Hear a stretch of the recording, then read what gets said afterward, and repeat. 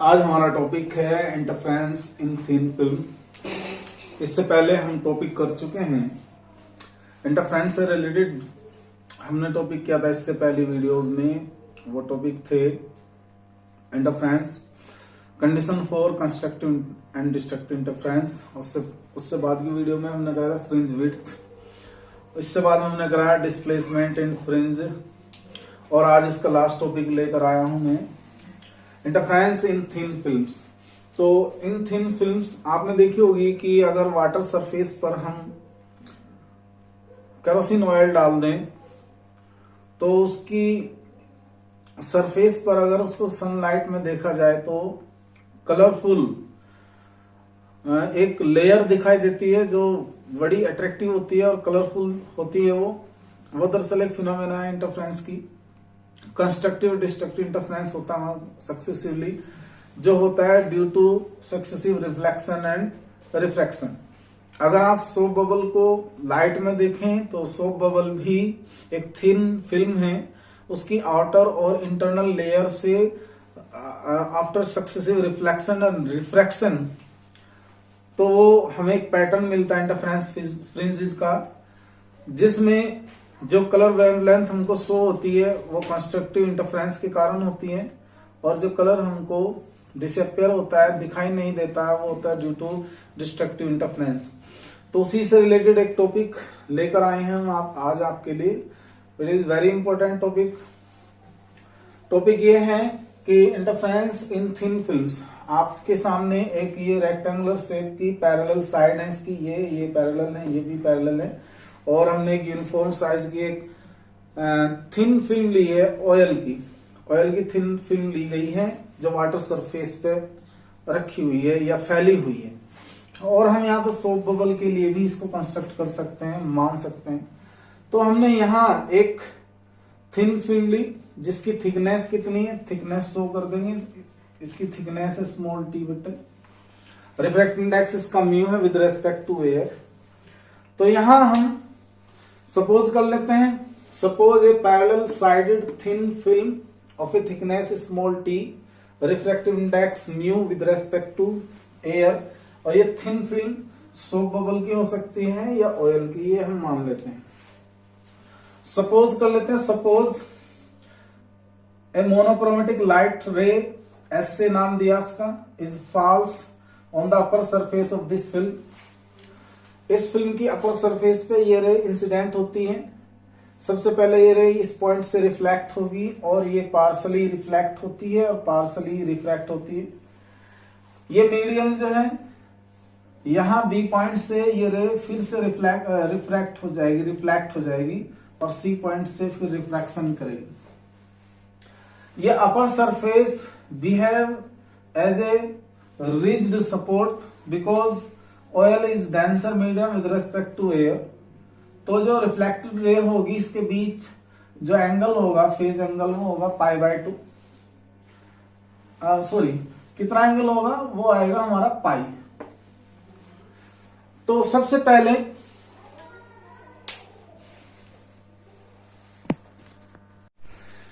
तो reflected ray के बीच जो R1 है, इसका जो इंसिडेंट एंगल और रिफ्लेक्टेड रेज के बीच, इंसिडेंट रे और रिफ्लेक्टेड रे के बीच जो हमारा एंगल होगा, फेज एंगल, वो हमारा होगा ओनली पाई, सॉरी, क्योंकि ये मीडियम हमारा बिहेव करता है एज ए रिज्ड मीडियम, और क्योंकि ये रेज इंसिडेंट होती है और यहीं से रिफ्लेक्ट होते हैं, सेम मीडियम में रिफ्लेक्ट होती है, सेम ही मीडियम में रिफ्लेक्ट हो रही है, तो इसके लिए फेज एंगल हमारा यहाँ पर आएगा 0। तो इस बात को ध्यान रखेंगे, आफ्टर रिफ्लेक्शन ये रे पार्सली रिफ्लेक्ट होगी, नाम रख दिया हमने इस रे का R1, और एक रे यहां से आएगी AB BC और ये आएगी इस डायरेक्शन में R2। तो इसके लिए तो फेज एंगल कितना होगा 0, और R1 रिफ्लेक्टेड रे के बीच जो फेज एंगल होगा इंसिडेंट रे के रेस्पेक्ट में वो होगा हमारा पाई। ये आपका नॉन प्रोग्रेसिव वेव में पढ़ा जाता है 11th क्लास में, तो आप इसे ध्यान रखेंगे। अब हम क्या करते हैं यहां से, सपोज ए मोनोक्रोमेटिक लाइट रे ऐसे falls at upper surface of a thin film, this ray suffers this ray suffers a successive partial reflection and refraction at point A, B, C, etc. gives a set of reflected ray R1, R2 and so on and transmitted ray T1, T2 and so on. तो आप इसका screenshot ले लें। फिर हम condition find करते हैं। Condition for interference in reflection, condition for interference in reflection. Note कर लेंगे इसको, स्क्रीनशॉट ले लें, स्क्रीनशॉट लें। अब हम फाइंड करेंगे इंटरफ्रेंस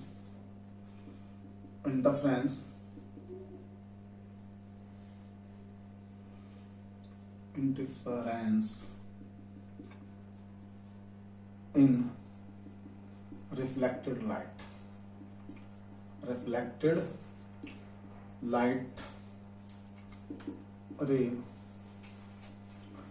रेज। हमने फिगर में कितने रेज दिखा रखी है, R1 R2।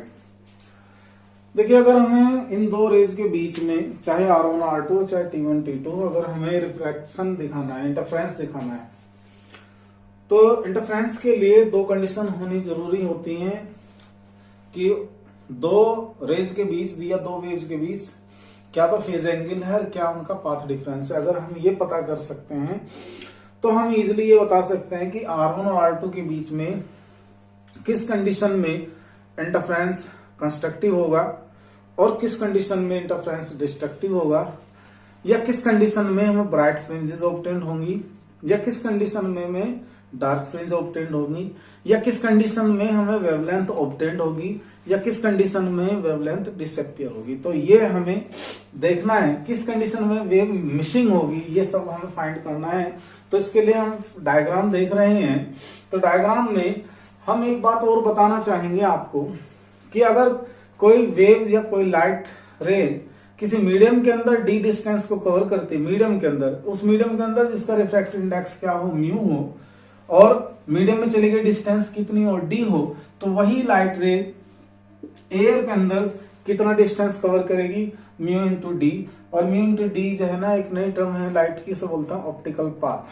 तो एक्चुअल में अलग अलग डिफरेंट मीडियम के अंदर दो रेज के बीच अगर ऑप्टिकल पाथ हम फाइंड कर सकें तो उसकी हेल्प से हम फाइंड कर सकते हैं कंडीशन फॉर कंस्ट्रक्टिव और डिस्ट्रक्टिव इंटरफेरेंस। तो आते हैं हम इस पे। तो यहां मान लेंगे फर्स्टली सबसे पहले we will find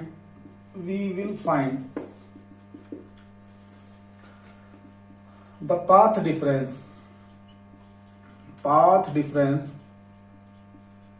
between reflected rays उनका नाम लिखा हमने R1 एंड R2 और इसे नाम दिया पाथ डिफरेंस को P। It should be equal to distance AB plus BC in air minus का क्या फाइंड करना पड़ेगा, एयर में ये कितना डिस्टेंस कवर करेगी ये रे, अगर वो मीडियम के अंदर कुल डिस्टेंस कितना चलती हो AB प्लस BC, एयर में कितना चलेगी वो mu times of AB plus BC। और एयर के अंदर ये क्योंकि ये रेज एक A से स्टार्ट हुई रिफ्लेक्टेड रेज R1, एक C पॉइंट से स्टार्ट हुई रिफ्लेक्टेड रेज R2, तो इन दोनों के बीच का जो फालतू एक्स्ट्रा पाथ है this extra path is called path difference. तो ये हो गया AE। तो हमारा सबसे पहला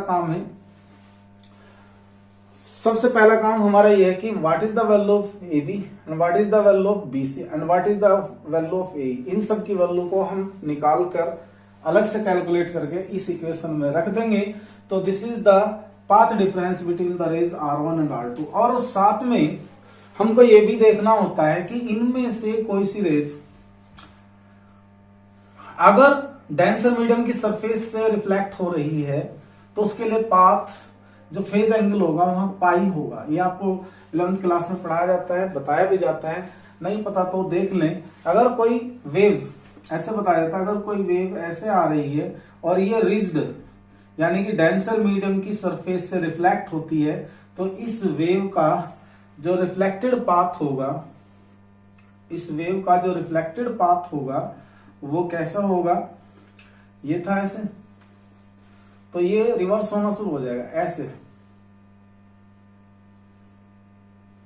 इस टाइप से रिवर्स होगा। मतलब रिवर्स होने से यहाँ पे जो एंगल होगा चेंज हो जाएगा और फेज एंगल बनेगा पाई। तो हमें देखना ये है कि R1 और R2 में से कौन सी वेव डेंसर मीडियम के अपर सरफेस से रिफ्लेक्ट हो रही है, वो रे है R1। बट R2 रेज क्या होते हैं, रिफ्लेक्ट ना होकर रिफ्रैक्ट होती है, तो वो होती है दिस मीडियम, क्योंकि दोनों वेव्स AB और BC जो है ये इंसिडेंट रे होगी, रिफ्लेक्टेड रे होगी इस मीडियम के अंदर, सेम मीडियम में रिफ्लेक्ट हो रही है, तो यहाँ पे फेज एंगल कितना बनेगा, 0। तो पाथ डिफरेंस निकालने के लिए हमें ये बात भी ध्यान में रखनी है, उसे हम बाद में देखेंगे। सबसे पहले firstly we will find the value of AB by the triangle of ABB dash. नवीन triangle AB dash B, cos की प्रॉपर्टी लगाए बेटा, बिकॉज कोस ऑफ R, हमने ये एंगल इंसिडेंट ले लिया, ये रिफ्लेक्टेड एंगल हो गया, रिफ्रैक्टेड, और ये एंगल रिफ्लेक्शन होगा, दोनों एंगल सेम होंगे। तो हमें तो फिलहाल इस एंगल की आवश्यकता है, इस एंगल की रिक्वायरमेंट है। Using this angle by this triangle, तो कोस R इक्वल टू क्या पढ़ा हमने पढ़ा बेस अपॉन हाइपोटेनियस। तो बेस कितना है हमारा, AB डैश अपॉन हाइपोटेनियस है हमारे पास AB। तो हमें जरूरत किसकी है, AB की। तो AB it is equal to क्या होगा, AB dash divide over cos of R। तो AB it is equal to, AB dash कितना है, AB डैश की वैल्यू है T और 1 अपॉन कोस R बन जाएगा sec R, ये हम याद रखेंगे। तो AB कितना आया, T sec R, एक वैल्यू ये आई। आप फिगर देख रहे हैं, आप देखिए, क्योंकि रिफ्लेक्शन एक ही मीडियम में हो रहा है, AB जितनी होगी उतनी ही BC होगी, because this angle is R, reflected angle also R। Since यहां बताएंगे by the reflection AB it is equal to BC, जब AB is equal to BC हो तो BC इज इक्वल टू किसके होगा, T sec R। हम इस बात का ध्यान रखेंगे कि AB is equal to BC है और इन दोनों की वैल्यू कितनी है, T sec R। तो AB और BC तो हमें मिल गए। अब हम फाइंड करना चाहते हैं दिस वैल्यू ऑफ AE। बेटा AE की वैल्यू निकालने से पहले हमें या तो ये वैल्यू पता हो या ये, तो इस वैल्यू को निकालेंगे।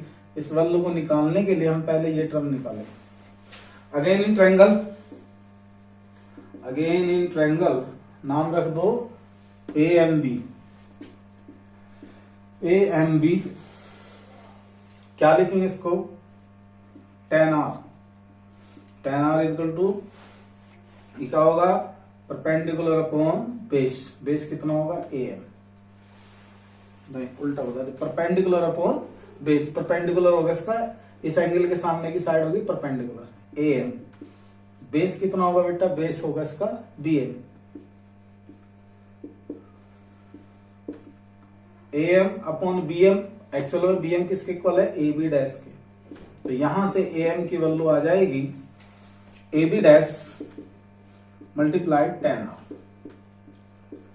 तो AM it is equal to कितना बनेगा, T इंटू tan R। ये वैल्यू हम लोगों को पता है। AB डैश कितना दिया है, T। तो एक टर्म में ABBC टेक्स C T sec R हो गया, AB is equal to BC is equal to T sec R हो गया, और एक टर्म में आया AM is equal to T into tan R। तो AM कितना है, AM बना हमारा T मल्टीप्लाई tan R, तो CM भी इतना ही होगा। तो हम लोग पहले इसको नोट कर लेंगे, फटाफट इसका स्क्रीनशॉट लीजिए, ले स्क्रीनशॉट लेंगे। इसके आगे बढ़ते हैं। ये दो टर्म बना चुके हैं, इनका ध्यान रखेंगे। नाउ इन ट्रायंगल सिंस लिखिएगा AM is equal to CM, तो इसलिए AC की जरूरत पड़ने वाली, तो 2 टाइम्स ऑफ AM।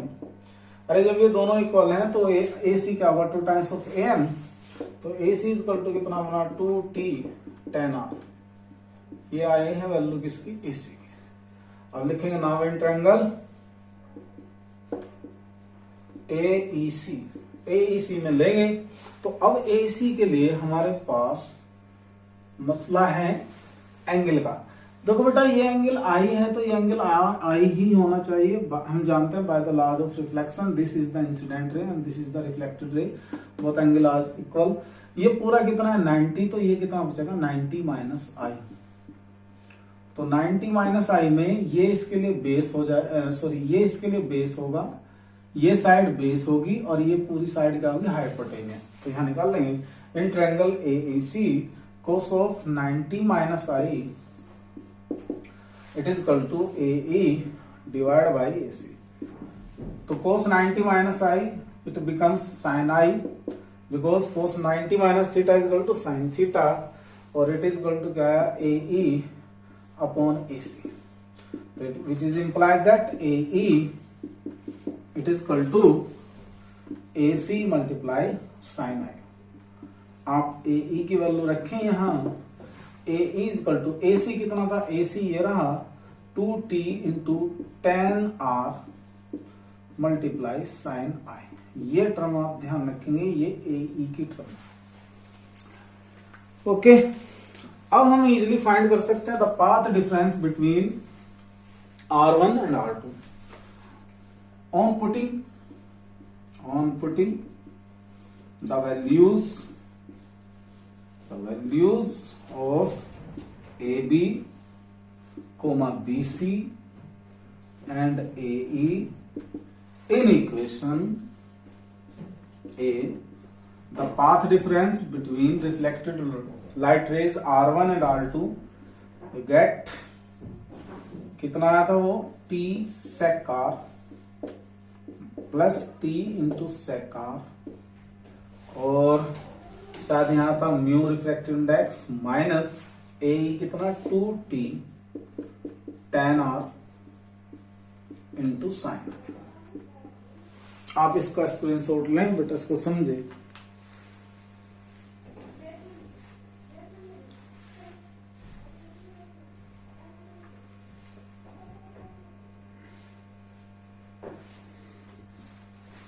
हो गया, चलें इसको हटा देते हैं। तपते हुए तुमको मिल जाए जैसे तोड़ की छाया, ऐसा ही सुख मेरे को मिला जब से साथ tan R।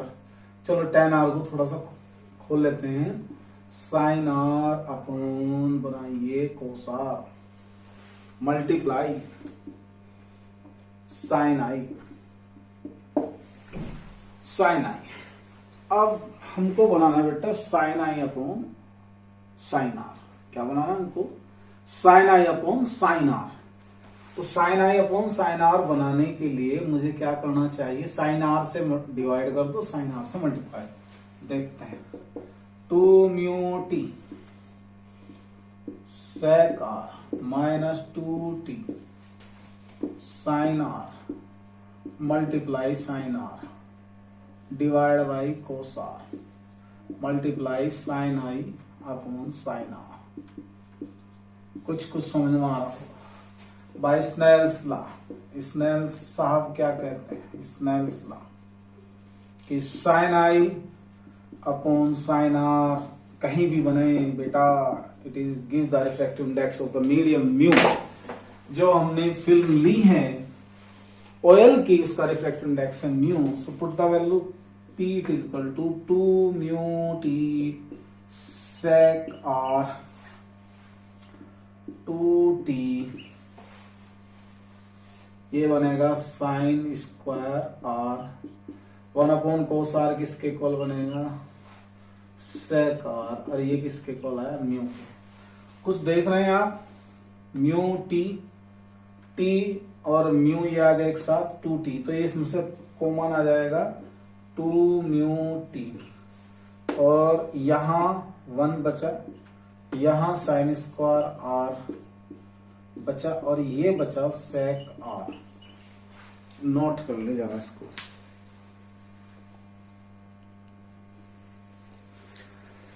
इसके बाद P it is equal to 2 mu t ये क्या हो गया, cos square R sec are.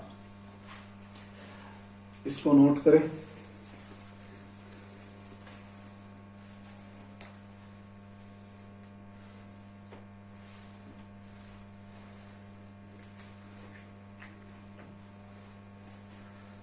दुख हो या सुख हो, जब सब संग रहे ना को, फिर दुख को कि जाए तो दुख ना हो।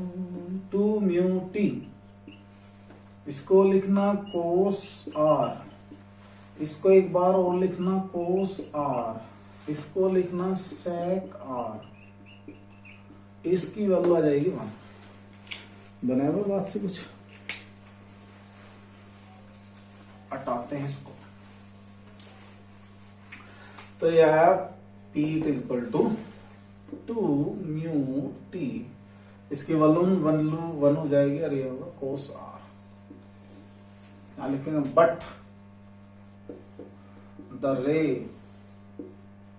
R1 reflects at the upper surface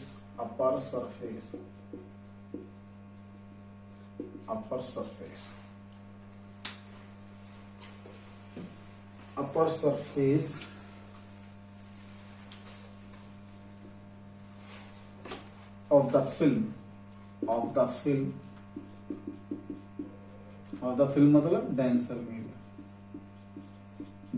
medium है भाई। सो इसके लिए क्या होगा, phi is equal to P. अब इसके लिए हम पाथ डिफरेंस निकाल लेंगे, since we know that phi is equal to क्या होता है 2 pi upon lambda multiply path difference.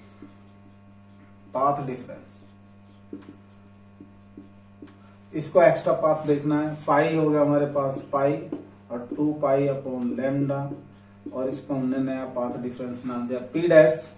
पाई से पाई कैंसिल होने वाला, तो पी डैश कितना होना, लैम्डा बाय 2। इसका मतलब है कि रे R1 covers an extra path lambda by 2 on being reflected at the upper surface.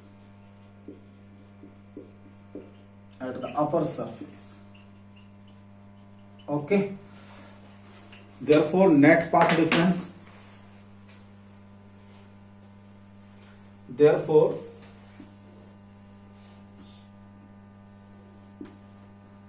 so the net path difference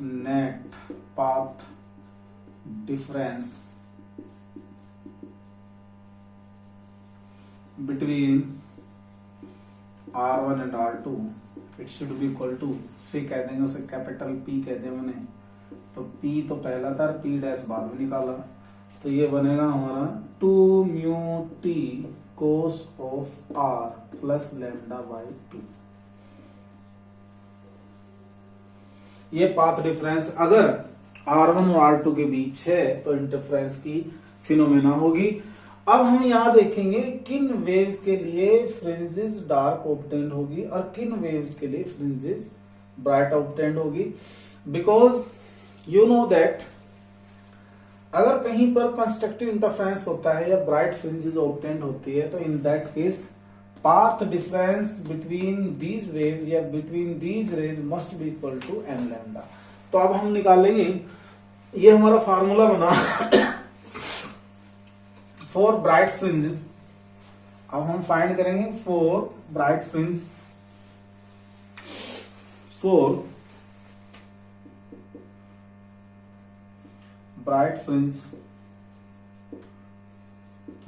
bright fringe के केस में हमें पता है कि path difference between the waves making constructive interference making bright fringes P must be equal to m lambda. P हमारा क्या है 2 mu t cos of r plus का lambda it is equal to m lambda 2 mu t cos of r m lambda minus lambda mu t cos of r m minus 1 lambda by 2 where m क्या है हमारा 1 2 3 and so. तो ये condition है bright fringes के लिए, आप इसको नोट कर लें, देख लें।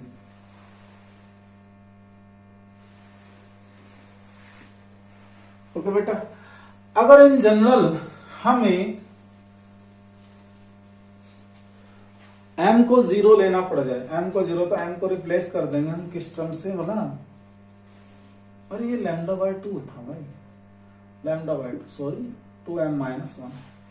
तो हम इसको लिख सकते हैं, और ये भी लिखा जा सकता है mu T cos of R 2m plus 1 lambda by 2 where m जो है वो स्टार्ट होगा 0 1 2 3 एंड सो। तो this is the condition for bright fringes, this is the condition for constructive interference, this is the condition for visible length. अब लिखेंगे for dark fringe, dark fringe के लिए दिखाएं हम। अगर हमें डार्क फ्रिंज के लिए देखना है तो क्या करने वाले हैं इसमें, यहां लिखेंगे for dark fringe path difference P should be equal to 2m minus 1 lambda by 2। ये हमने पढ़ा है पाथ डिफरेंस के केस में, तो यहां निकालेंगे और इसको यहीं ले लेते हैं जनरली, और P it is equal to 2m plus 1 lambda by 2। That P की वैल्यू यहां से लाए आप, P कितना हमारा 2 mu T cos of R plus lambda by 2 it is equal to 2m plus 1 lambda by 2। निकालते हैं इसके लिए वैल्यू 2 म्यू टी आर की, 2 mu T cos of R it is equal to 2m plus 1 lambda by 2 minus lambda by 2। तो 2 mu T cos of R, lambda by 2 से lambda by 2 cancel हो जाएगा, तो ये बचेगा m लैम्डा। तो mu ये कंडीशन सीधा किसकी आ जाएगी, वेयर m शुरू करना है इसके लिए भी 0 1 2 3 n। These are the condition for destructive interference, these are the condition for dark fringes, these are the condition for missing wavelength. तो ये बेटा ये कंडीशन कंस्ट्रक्टिव इंटरफेरेंस के लिए है, ये कंडीशन फॉर डिस्ट्रक्टिव इंटरफेरेंस के लिए, और ये कंडीशन हमने ऑब्टेन की है इन रिफ्लेक्शन। अगर हमें ट्रांसमिटेड रेज के लिए देखना हो यानी कि रिफ्रैक्शन के लिए देखना हो तो उसे देखते हैं, पहले आप इसको कर लें।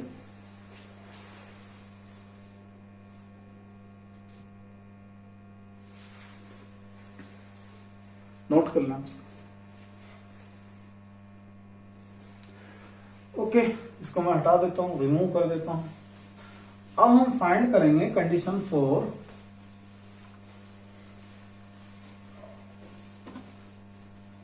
या पहले ये देखें interference.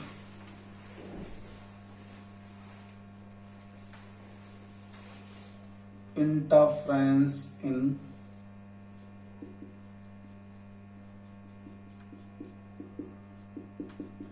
Transmitted light, interference in transmitted light, transmitted light.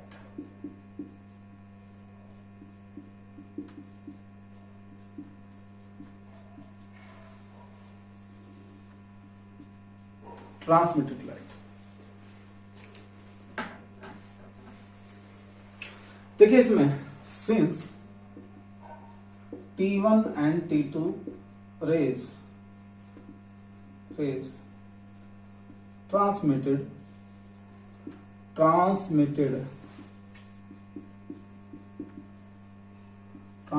from the same from the same medium, एक ही मीडियम से क्या हो रहे हैं, ट्रांसमिट हो रही हैं।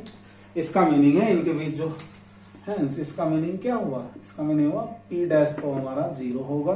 सो हमारा जो पाथ डिफरेंस है P, it should be equal to कितना, अरे ये निकाला ना, capital P it is equal to क्या आता है, स्मॉल p प्लस P डैश।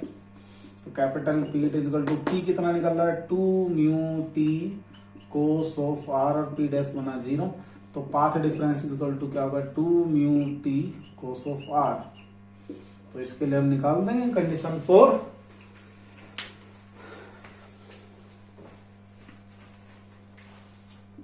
हम लिखेंगे for bright fringe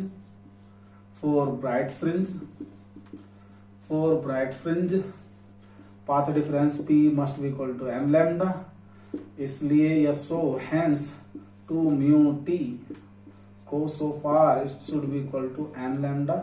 This is the condition for transmitted rays making a bright fringe, making a visible length, making a color. m बता देंगे, where m क्या होगा, 0 1 2 3 and so on. For dark fringe आपकी condition बनेगी dark fringe path difference P should be equal to 2m minus 1 lambda by 2, और अगर 0 include करें 2m plus 1 lambda by 2, तो इससे हमारी कंडीशन आएगी पाथ डिफरेंस P कितना आएगा, 2 mu T cos of r, और ये वैल्यू बनेगी 2m plus 1 lambda by 2। ये इसकी कंडीशन होगी where m is equal to क्या होगा, 0 1 2 3। इन वेवलेंथ के लिए, आपके ट्रांसमिटेड रेज के लिए मिसिंग वेवलेंथ होंगी। मिसिंग वेवलेंथ का मतलब वे वेव्स नहीं दिखाई देगी, या डिस्ट्रक्टिव इंटरफेरेंस होगा, या डार्क फ्रिंजेस ऑब्टेन्ड होंगी। तो ये टॉपिक हमारा कंप्लीट हुआ। Thanks for watching, thanks for being us. अगर इससे पहले की वीडियोस देखना चाहते हैं तो चैनल के प्लेलिस्ट पर जाकर देख सकते हैं। कल मैं इसकी न्यूमेरिकल प्रॉब्लम लेकर आऊंगा, कल आप साथ बने रहेंगे।